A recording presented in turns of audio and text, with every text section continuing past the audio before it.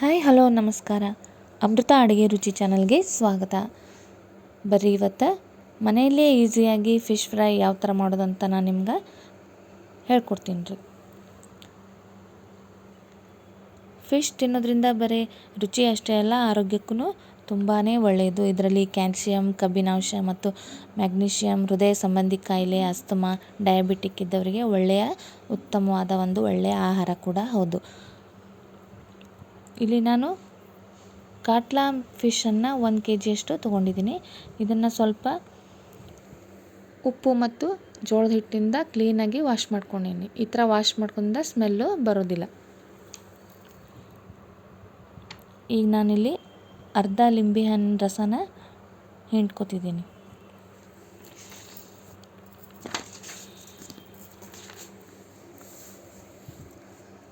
ಒಂದು ಟೇಬಲ್ ಸ್ಪೂನಷ್ಟು ಹಸಿ ಶುಂಠಿ ಮತ್ತು ಬೆಳ್ಳುಳ್ಳಿ ಪೇಸ್ಟನ್ನು ಹಾಕ್ಕೋಬೇಕ್ರಿ. ನೀವು ಫಿಶ್ ಎಷ್ಟು 1 kg ತೊಗೊಂಡಿರೋ, ಅರ್ಧ kg ತೊಗೊಂಡಿರೋ ಅದ್ರ ಮೇಲೆ ನೀವು ನಿಮ್ಗೆ ಎಷ್ಟು ಬೇಕೋ ಅಷ್ಟು ಅಚ್ಚ ಖಾರದ ಪುಡಿ ಹಾಕ್ಕೋಬೇಕ್ರಿ. ಸ್ವಲ್ಪ ಗರಂ ಮಸಾಲ ಹಾಕ್ಕೋತಾ ಇದ್ದೀನಿ. ಸ್ವಲ್ಪ ಧನಿಯಾ ಪುಡಿ,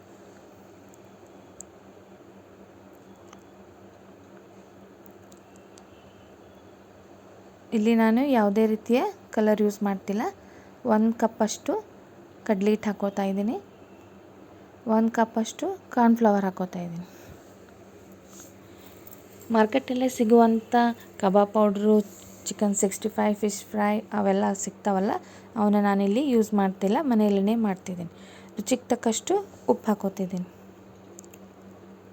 ಈಗ ನಾ ಎಲ್ಲ ಫಿಶ್ಗಳಿಗೂ ಇದನ್ನು ಮೇಲೆ ಕವರ್ ಆಗೋ ಥರ ಪೂರ್ತಿಯಾಗಿ ಮಿಕ್ಸ್ ಮಾಡ್ಕೋಬೇಕು.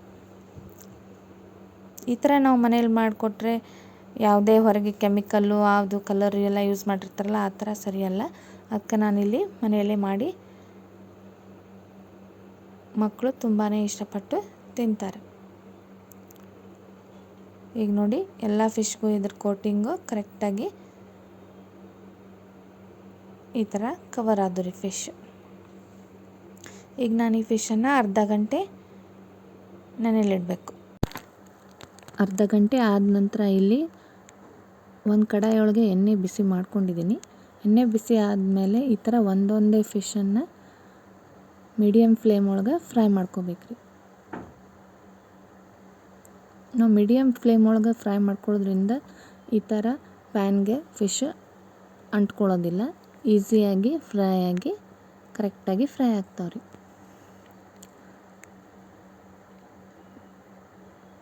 ಈಗ ಒಂದು ಸ್ವಲ್ಪ ಹೊತ್ತು ಬಿಟ್ಟು ಈ ಥರ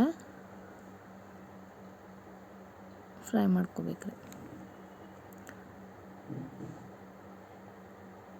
ನೀವು ಈ ಥರ ಮಾಡಿ ನೋಡಿ, ಕಮೆಂಟ್ ಮಾಡಿ, ಶೇರ್ ಮಾಡಿ ಮತ್ತು ಲೈಕ್ ಮಾಡಿ. ಯಾರೆಲ್ಲ ನನ್ನ ಚಾನಲ್ನ ಹೊಸದಾಗಿ ನೋಡ್ತಾ ಇದ್ದೀರಾ ಎಲ್ಲರೂ ಪ್ಲೀಸ್ ಸಬ್ಸ್ಕ್ರೈಬ್ ಮಾಡಿ, ಸಪೋರ್ಟ್ ಮಾಡಿ. ಈ ಥರ ಈಸಿಯಾಗಿ ಮನೆಯಲ್ಲೇ ಫ್ರೈ ಮಾಡೋದ್ರಿಂದ ಮನೆಯಲ್ಲಿ ಎಲ್ಲರೂ ಇಷ್ಟಪಟ್ಟು ತಿಂತಾರೆ. ನೋಡ್ರಿ, ಈಗ ನಮ್ಮ ಫಿಶ್ ಫ್ರೈ ಎಷ್ಟು ಮಸ್ತಾಗಿ ರೆಡಿ ಆದವು. ತಿನ್ನೋಕ್ಕೆ ಕೂಡ ಅಷ್ಟೇ ಟೇಸ್ಟಾಗಿರ್ತಾವ್ರಿ. ನೀವು ಮಾಡಿ ಕಮೆಂಟ್ ಮಾಡಿ ಹೇಳಬೇಕು. ಇನ್ನೂ ಯಾರೆಲ್ಲ ನನ್ನ ಚಾನಲ್ನ ಸಬ್ಸ್ಕ್ರೈಬ್ ಮಾಡಿಲ್ಲ ಎಲ್ಲರೂ ಸಬ್ಸ್ಕ್ರೈಬ್ ಮಾಡಿ. ನಾನು ಮಾಡೋ ರೆಸಿಪಿ ನಿಮಗೆ ಇಷ್ಟ ಆದಲ್ಲಿ ಪ್ಲೀಸ್ ಲೈಕ್, ಶೇರ್, ಕಮೆಂಟ್ ಮತ್ತು ಸಬ್ಸ್ಕ್ರೈಬ್ ಮಾಡ್ಕೊಳ್ಳಿ. ಇನ್ನೊಂದು ರೆಸಿಪಿಯೊಂದಿಗೆ ಮತ್ತೆ ಸಿಗ್ತೀನಂತ್ರಿ. ಅಲ್ಲಿವರೆಗೂ ಥ್ಯಾಂಕ್ ಯು ಸೋ ಮಚ್.